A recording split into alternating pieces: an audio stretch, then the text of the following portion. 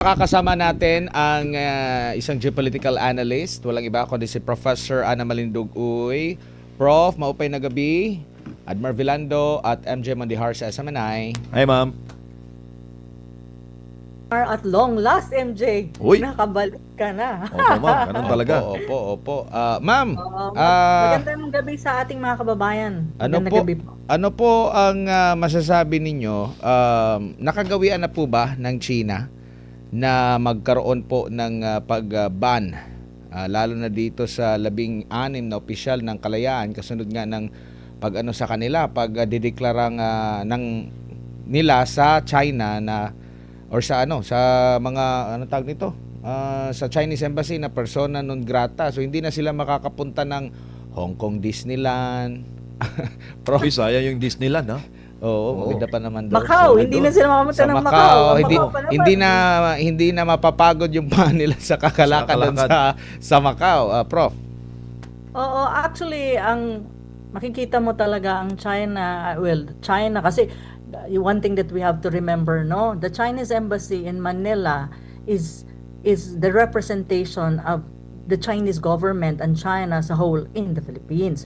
So si Ambassador Jing Quan is actually parang representation ng kanilang bansa at ang gobyerno at ng kanilang presidente si Xi Jinping. So you have to understand that. So in a way, yung how do you call that, yung statement at saka reciprocity na tinatawag nila na sanction dun sa 15 ba, Admar? Na mga 16. counselor at 16 pala, kala ko 15. 16 na councilors ata ng municipality ng Kalayaan is actually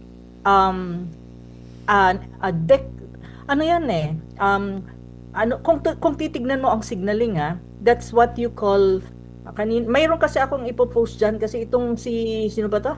DILG nagbibida-bida na naman, hindi naman niya naiintindihan. Anyway, yan kasi ay parang tinatawag mong signaling na they actually have an upper hand on this. At saka hindi ito ginagawa, from my observation and studying China as a country, tsaka yung kanilang mga foreign policy and all of this, economics and all that, hindi nila yung ginagawa ng basta-basta. But it seems like with the new ambassador, parang ang messaging is, okay, we will have good relation, we will try to establish good bilateral relation, we want to be friendly, we want to have cooperation, but this time around, if in any case you smear us, or you put us you push, ini-smear mo sila, or ini-smear mo ang kanilang bansa, they will push back. And this is one of the concrete diplomatic escalation ng pushback. Kasi ang dapat natin maintindihan, Admar at saka MJ, ang persona non grata na resolution ng municipality ng Kalayaan has no bearing at all, diplomatically speaking. That one I can tell you. That is only what you call political statement. There's no bearing when it comes to that. Why? Precisely because a local government agent, a local government unit like the municipality of Kalayaan is not, wala siyang tinatawag na foreign relation competency.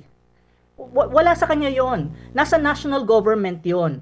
And the only person that can actually say na, okay, you, diplomat, persona non grata kita, through channel, and that is the DFA, the Department of Foreign Affairs, is the President.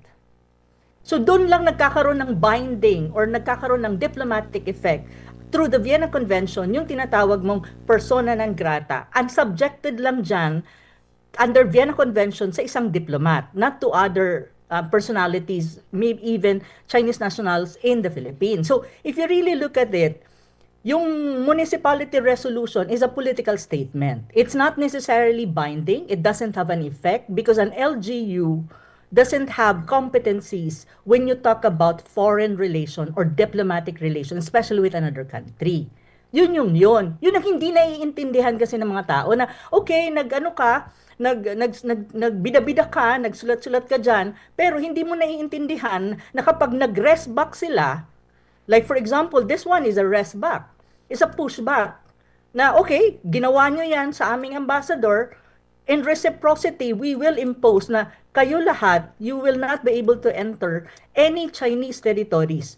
And that one is actually binding because that's the sovereign right of China to say na, okay, kayo, hindi kayo pwede pumasok sa amin. And no one can question that.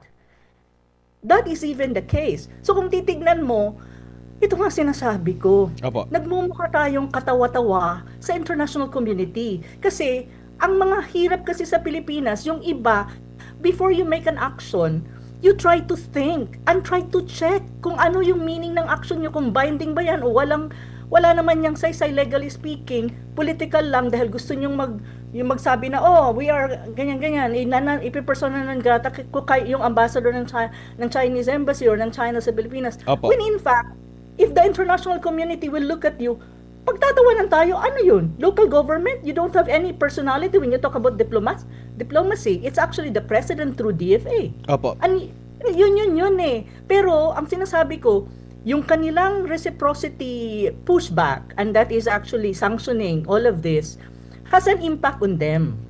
Mabuti nga hanggang dun lang. Hindi na sinali yung ibig sabihin yung medyo mas malala pa na possibility na pushback. So, Opo. ito, sanction lang ng 16, sila lang naman ang apektado dyan so far. Opo. So, yun, parang Prof. signaling yan. Sinasabi lang ng China na we have diplomatic, what do you call that? Diplomatic upper hand on this. Prof, So, parang ganun. hindi po ba siya masyado lang na harsh? Kasi alam natin, pag persona non grata, hindi naman ibig sabihin hindi ka makakapunta doon. Kumbaga, parang hindi ka welcome sa government, pero maaari ka pa rin pumunta doon. Kahit saang lugar, kahit i-declare ka ng persona non grata, bawal naman silang abusuhin o gumawa. Hindi ba masyadong harsh na sa kanila, persona non grata, parang hindi ka welcome? Pero ito, ano talaga, hindi na sila pwedeng pumasok sa alinmang teritoryo ng China, Prof. Yeah, one thing that also we have to remember, even the resolution itself, hindi rin, ay Diyos ko Lord, hindi mo pwedeng sabihin, ikaw LGU, sasabihin mo persona non grata and may binding yan or actually under Vienna Convention, may binding yan. Hindi siya binding. Actually, Ambassador Jing can go there if he wants to. Because it's not a binding, legal, it's a political statement. It's just a statement, a political. It has no legality, it's no binding, even if you look at the Vienna Convention.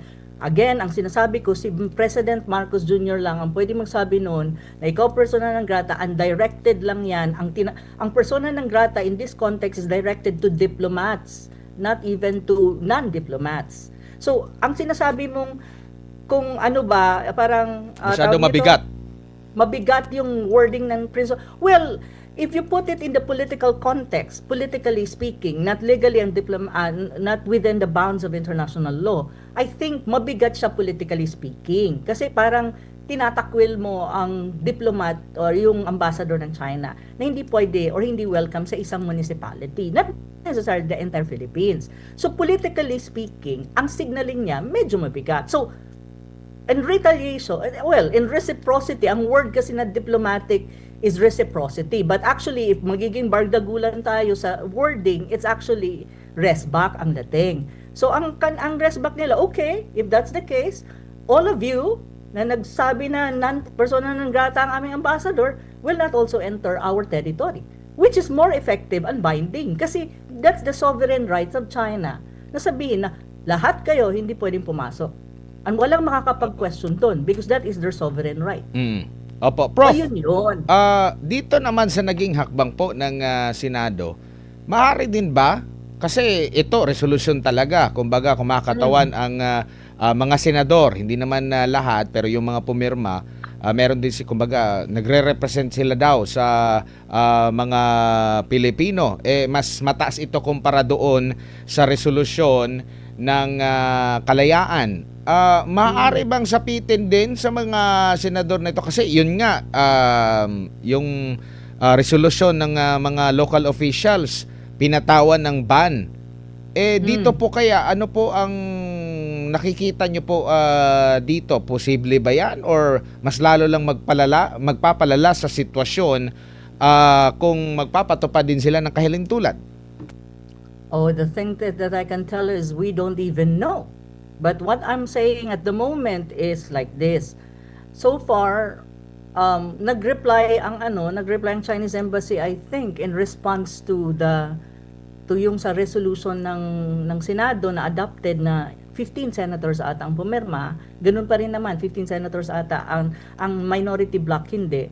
Well, for me to be frank, as far as diplomatic relation between China and the Philippines through the Embassy of China in the Philippines in Manila, it's still a political statement. Yung sa resolution na inadopt ng Senado, it's a political statement. Now, kung magkakaroon ng response na mas higher or mas higher in terms of gravity compared doon sa nilabas na statement ng kanilang spokesperson si Councilor G, hindi natin alam.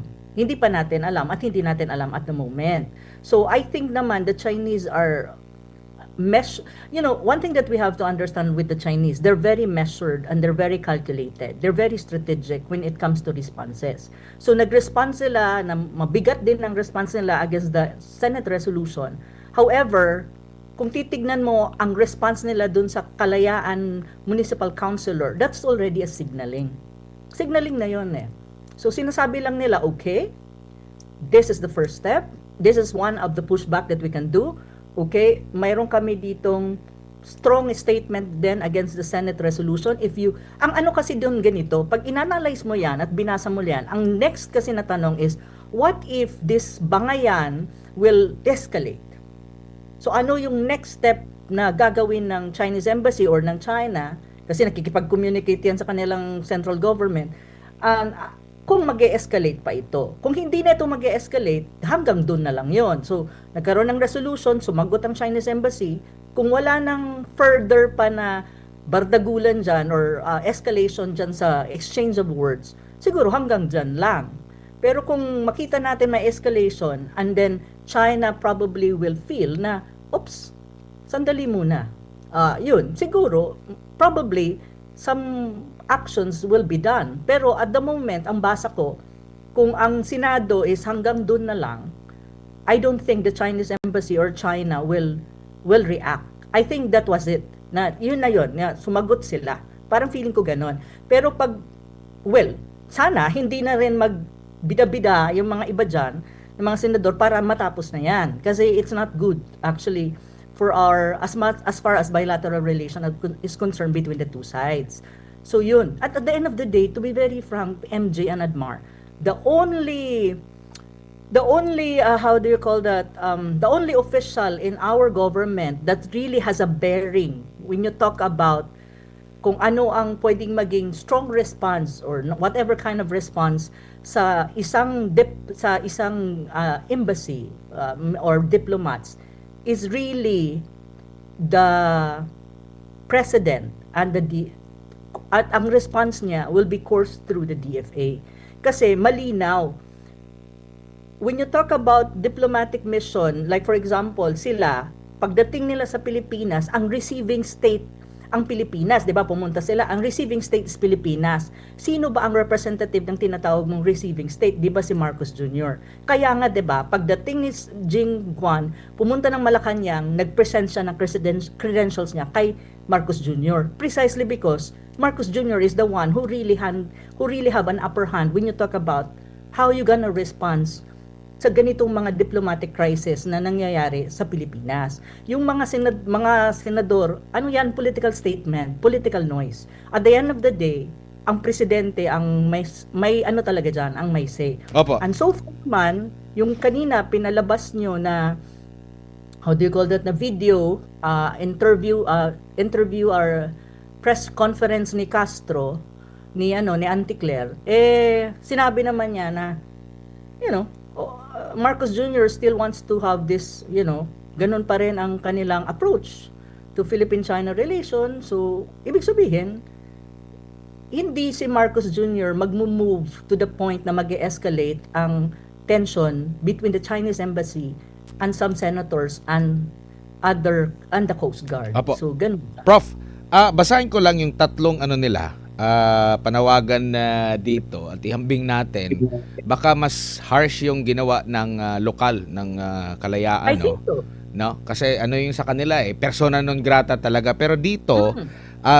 basahin ko lang. Ang una dito is condemn the recent public statements issued by the Embassy of the People's Republic of China that improperly criticized Philippine officials for institutions or actions undertaken in the performance of their duties, as these are contrary to accepted standards of diplomatic conduct and mutual respect between states. Affirmed that the Republic of the Philippines, has the sovereign right and responsibility to present, assert, and defend its official positions and national interests in accordance with international law, and call on the Department of Foreign Affairs to take the necessary diplomatic measures to uphold the dignity of the Republic of the Philippines and to ensure that relations with other states are conducted in accordance with international law and established principles of state relations. Kung ihambing natin, mas worse yung sa sa lokal. Oo, kasi in the very first place, persona non grata is already the extreme. That's the last resort. Ganito yon. In a diplomatic, let us say, Philippines and China. Of course, ang Chinese embassy ang nasa Pilipinas. Sila ang representative ng kanilang gobyerno.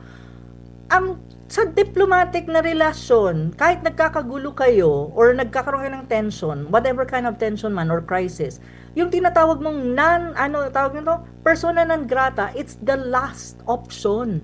Kung wala na kayong makita na option na pwedeng mag-resolve ng tension or crisis between the two sides. It's the last option. So, ibig sabihin, kapag last option siya, ang gravity niya mataas o malalim na masyado. So, hindi mo siya ginagamit just for the sake of saying and using it. Because there is gravity in it. So, yun. Kaya nga, diba, kayangan may diplomats ka to arrange, to discuss things kapag may crisis or may mga problema yung dalawang bansa. Precisely because ayaw mo na mapunta ka dun sa persona non grata. Kasi ang equivalent nun in layman's term is expulsion. Pag pinaalis mo ang ambassador ng China, it also the same as what? Is the same as severing our official diplomatic ties with China. And it has a lot of impact. And we will be at the disadvantage.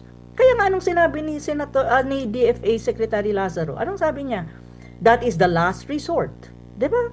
Kasi gusto rin ng iba magbida-bida, persona ng grata na daw. That's last resort. Hindi mo siya pwedeng gamitin just because you are politically emotional about the issue. No, it's not like that.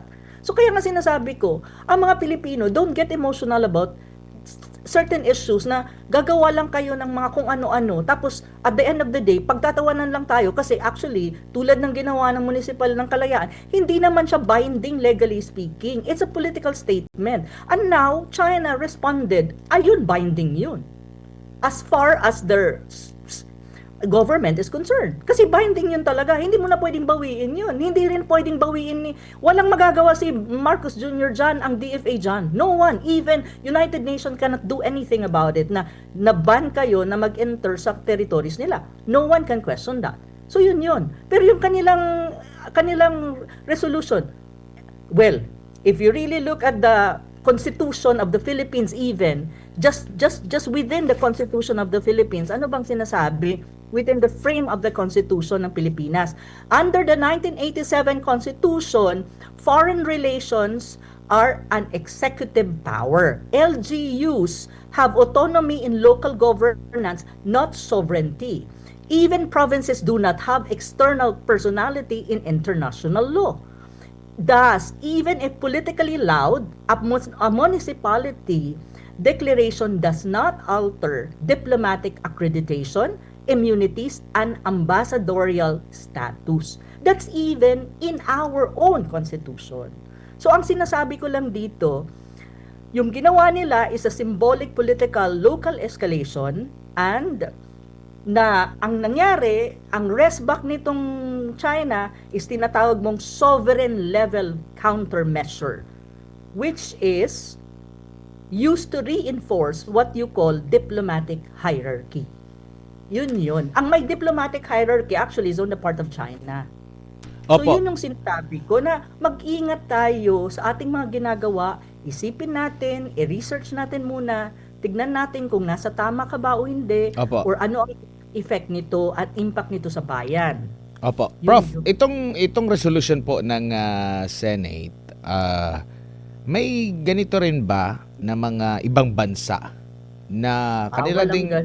kanila ding kongreso, kanilang parliament na nagpapasa din ng resolusyon, nagkokondena ito, kalagayan nitong na ipinakita po natin. Ito ba yung resolution ng ano, ng ating Opo, ng Senado po, Senado? yung tatlong binasa ko po kanina. Meron bang ganyan din? Kumbaga parang nagkaisa yung mga mambabatas din nila na magpahayag po. Yung mga mga bansa na meron ding dispute with China.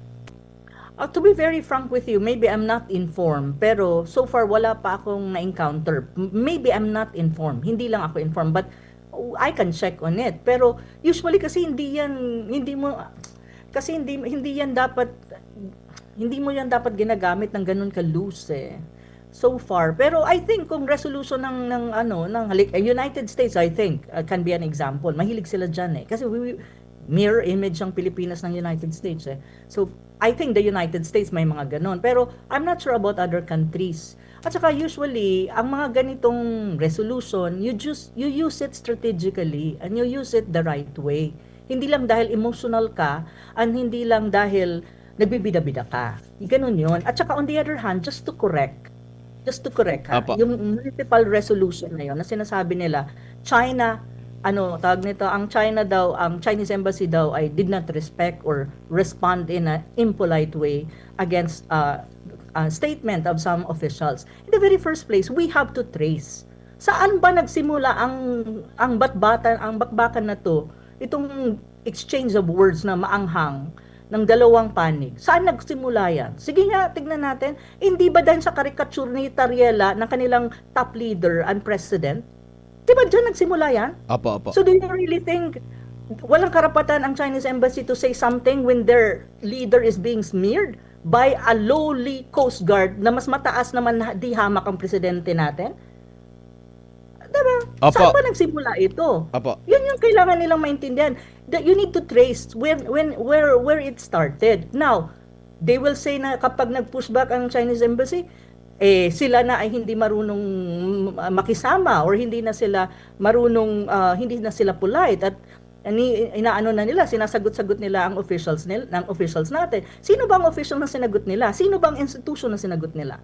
I think they did not really pertain to any institution. I think it's more personalities, political personalities, especially Tariela. Prof, opo. Yun eh. Bago lang si partner MJ, naalala ko dati, 2019 ata yon, merong mga dati na ito dating mga opisyal ng gobyerno sa panahon ng Aquino administration na hindi rin ata nakapunta ng Hong Kong Disneyland or biro lang yun Yes, basta sa kilala Hong ko Kong sila. yun, sina Ombudsman Morales, Conchita Carpio Morales, and yung yumaon dating Foreign Affairs. Though di ko lang alam kung ano talagang Del pinakadahilan, no? Si Del Rosario, Albert Del Rosario po. Kumbaga mga matataas na opisyal na yun, meron pang ang hawak pa na diplomatic yung ganun po. Prof, idagdag ko na lang din kasi bago lang si partner MJ. Naalala ko rin, meron din tayong senador na hindi pa ata pinapapasok o hindi pa nabibigyan ba ng visa sa Estados Unidos ba yun? Maalala mo si Oo.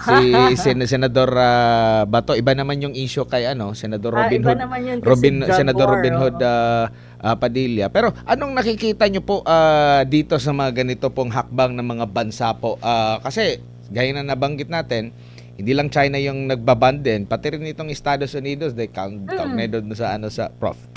Oo. Ano nila yan eh, parang instrument of pushback and signaling din na, if we think na you're too much on or if you think na hindi kami nag-agree sa iyo, may grievances kami sa iyo dahil sa may ginawa ka against let us say, our national security or our national interest, whatever it is na both side, tulad ng kay Senator Bato at kay Senator dito sa China ngayon na 16 at saka na Councilor ng Kalayaan at saka yun si Morales at Del Rosario at saka even Tolentino, si Tol hindi makapasok sa di ba?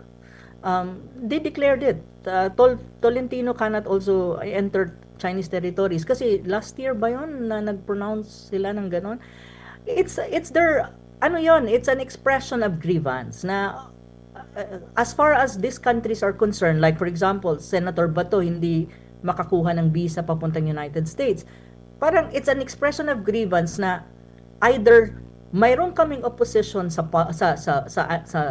halimbawa sa ginawa mo before, hindi kami nag-agree in principle. So as an expression of that, hindi kita bibigyan ng visa papunta sa United States si Senator Bato kasi nga ang United States saying na dahil dun sa so-called illegal fight against illegal drugs during the time of President Duterte. So walang magagawa si Senator Bato doon kasi that is the sovereign act of the United States. In the same manner, dito naman sa China, ganun din ang sinasabi nila na, okay, ganito yung ginawa nyo, hindi kami nag-agree, pero may right kami to have a reciprocity, o ito yung gagawin namin sa inyo. Wala kayong magagawa because yun ang gusto namin, expression ng grievance namin against all of you na kung saan feeling namin you're already encroaching or kumbaga nababiolate nyo na ang tinatawag nilang maybe national pride, maybe national integrity, or maybe national interest or whatsoever. So talagang ano yan, expression of grievance. Pero bago umabot dyan kasi, Admar and MJ, dapat na dapat kasi hindi dapat umabot dyan. It's just so happen siguro na masyado ng politically charged yung nangyaring exchange of words na maanghang na kung saan let us say ang China is trying to demonstrate something na okay, we can also push back and we can also escalate diplomatically if that's what you want. So, yun yung signaling at saka yung messaging na nakikita ko eh. Pero hopefully hindi na siya mag-escalate at wala nang maiwasan natin pa yung mga ganito kasi hindi dapat ano na yan eh lalong nagiging emotional ang mga tao pag mga ganito.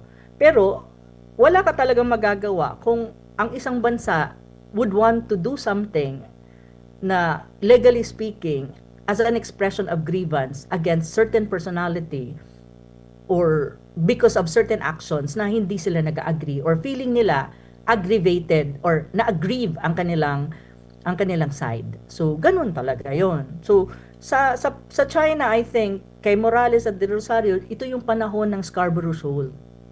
And this is I think also about the time na nag-file ng case ang Pilipinas against China over the standoff sa Scarborough Shoal. I think that was the time.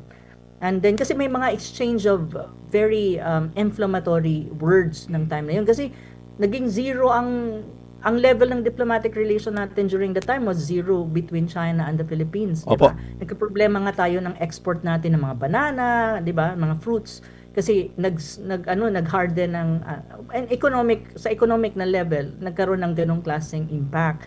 Ito namang si Tolentino, this is because of the prior to the 2025 election. Alam mo yun, yung mga banat ni Tolentino. So ngayon, well, siguro at that time, China felt na this is too much for us and aggrieved. So, yun, pushback nila kay Tolentino is the same. You cannot enter any territories in China. Well, yabang naman si Tolentino, sinasabi niya he doesn't want to be in any territory of China. So, okay lang, diba? Opo. Prof, good evening. Si MJ po ito. Ma'am, isang tanong lang kasi merong mga development ng administrasyon sa pag-appoint po ng spokesperson for maritime affairs. Katauhan po ni Rogelio Villanueva Jr. Siya po siyang career diplomat at dati po siyang Philippine Navy at dating Navy Coast ba? Hindi Coast Guard? Navy po and Coast Guard officer. At ang kanya pong trabaho ay magkaroon po ng unified na messaging sa West Philippine Sea. Tapos tiyakin na mayroon pong diplomatic approach sa gitna po ng mga tensyon sa pinag-aagawang teritoryo. Now, meron pong spokesman sa Task Force WPS, si Tariela. Itong, anong tingin mo dito ma'am sa pag-appoint ng spokesperson on Maritime Affairs ng Department of Foreign Affairs sa ginagawa naman ni Tariela sa mga pinagagawang teritoryo. Nakikita niyo po ba, ma'am, that this will tone down the issue sa mga West Philippine Sea? Actually, maganda. Actually, alam mo yun, kasi DFA yan eh, 'di ba? Sila naman talaga ang in charge when you talk about foreign relation, international relations, or even diplomatic relation with other countries, not just China. So, nasa kanila talaga ang bola when you talk about these things. Now, itong bagong maritime spokesperson ng DFA na inassign na Navy and Coast Guard at the same time, ngayon turned diplomat, na I think nakita ko rin yung kanyang background, may experience naman siya, and nakita ko rin yung itsura niya, very amiable, actually na maamo ang mukha. Alam mo, kailangan kasi maamo ang mukha kapag spokesperson ka. Kailangan medyo may aura na maamo, medyo may itsura. Alam mo yon, yun yung dapat. Kasi spokesperson ka para pag tiningdang ka ng mga tao, nakikinig sila sa'yo at hindi sila naiirita. Kailangan yon, face value. In any case, this is a good move on the part of DFA para isa lang ang nagsasalita when you talk about maritime issues, especially critical issues and sensitive issue na tulad ng South China Sea. So, this is good as far as I'm concerned. Good move ng DFA. Now, ang tanong, ano ang signaling din ng DFA yung nababasa ko? Ang signaling ng DFA, sinasabi lang ng DFA, hello, Tari. We already have a maritime spokesperson. Can you please shut up? Because we already have someone who can actually articulate the position of the Philippines in the South China Sea or any kind of maritime issues. Na hindi lang naman South China Sea, marami pa. Kasi ang maritime issues, hindi lang yan South China Sea. Piracy, yung mga drugs na pwedeng ilagay dyan sa ating karagatan para i-traffic. Lahat, marami ang maritime issues. Hindi lang South China Sea. So, mayroon ka ng spokesperson. So, ang ibig sabihin, hey, Tari, try to shut up. Because, we have an official DFA spokesperson on these matters. So, ang problema dyan, kung mag-shut up si Tariela. Because sa akin kasi, kung ako ang boss ni Tariela, sasabihin ko sa kanya, okay,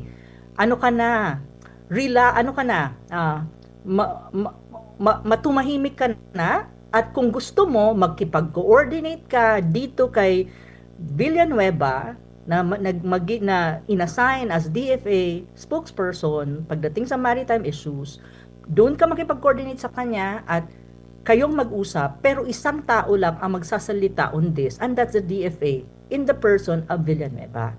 Para hindi magulo ang positioning ng Pilipinas at hindi nalilito ang mga tao at walang gulo na nangyayari diplomatically.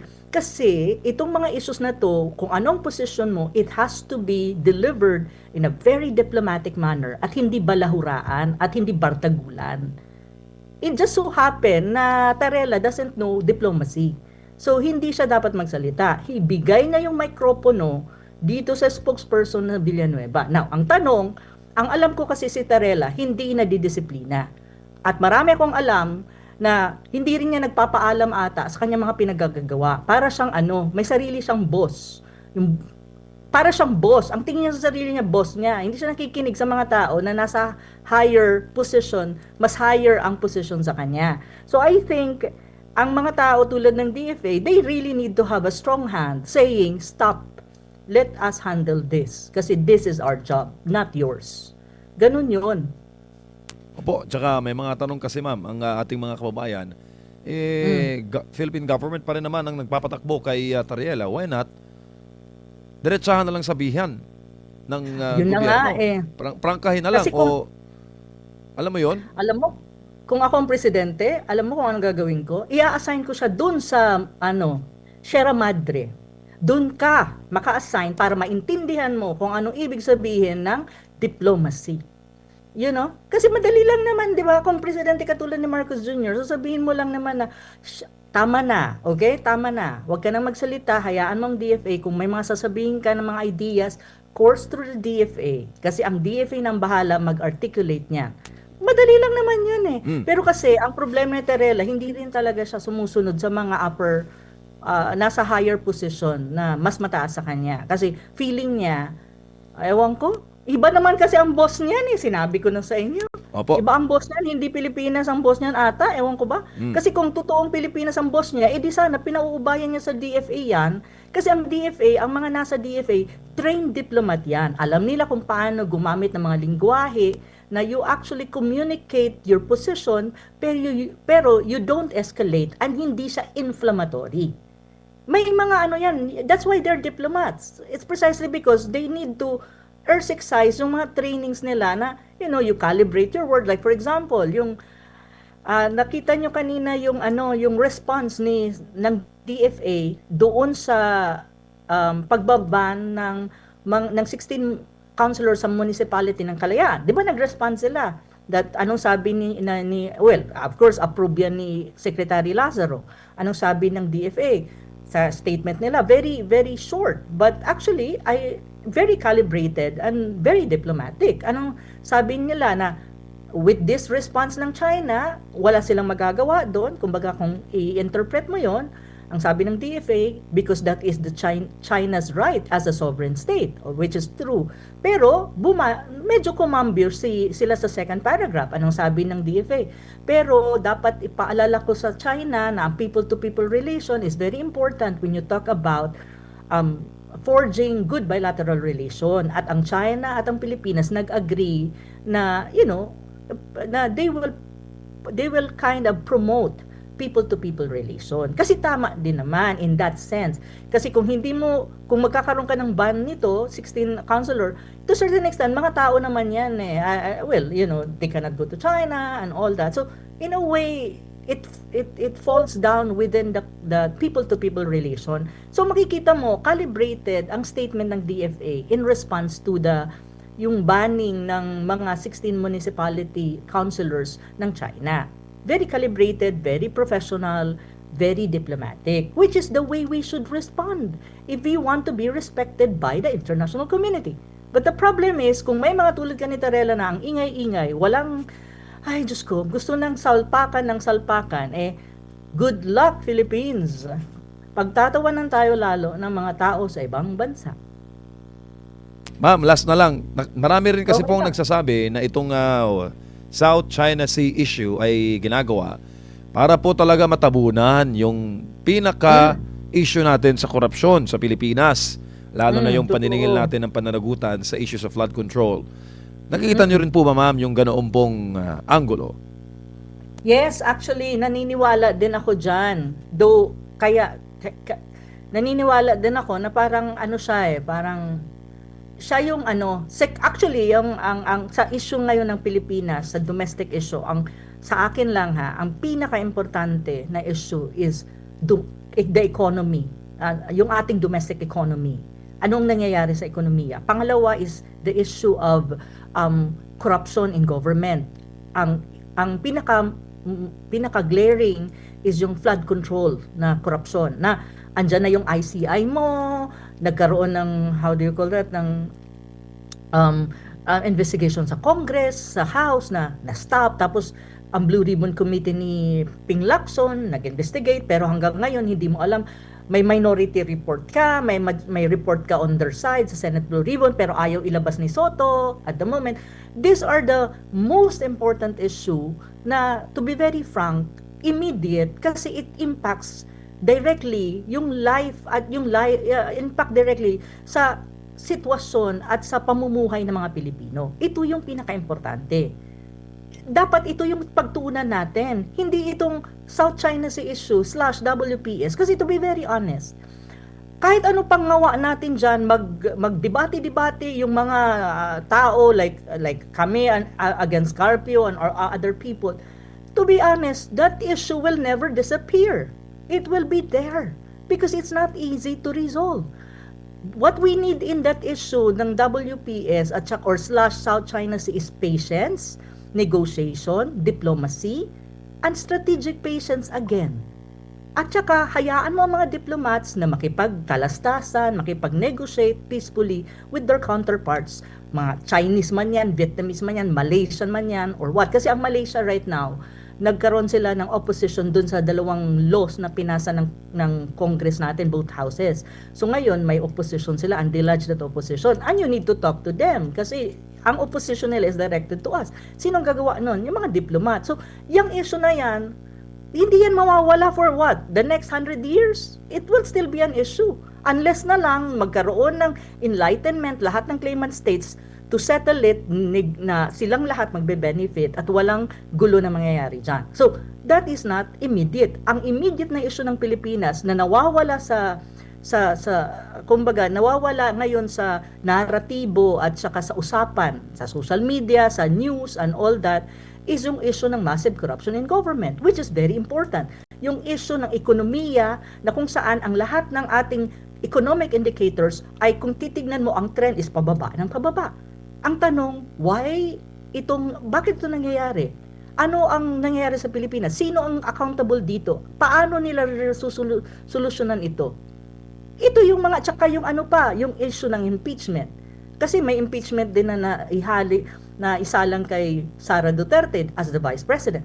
Is it really actually even the subpoena of impeachment is something that needs to be discussed publicly. Ano bang impeachment? Tool for justice or tool for political demolition jobs? These are valid issues na yun ang focus natin domestically. Kasi maraming problema ang bayan mo. Yung South China Sea, hayaan mo ang diplomat dyan, makipag-negotiate. Ang importante ngayon, itong mga critical issues ng bayan na kung saan nagpapahirap sa bayan. At hanggang ngayon, wala pa rin nagiging accountable talaga. Sa mga senador, former senator, si Bong Revilla, ang ginagawa nilang foster boy dyan. Di ba?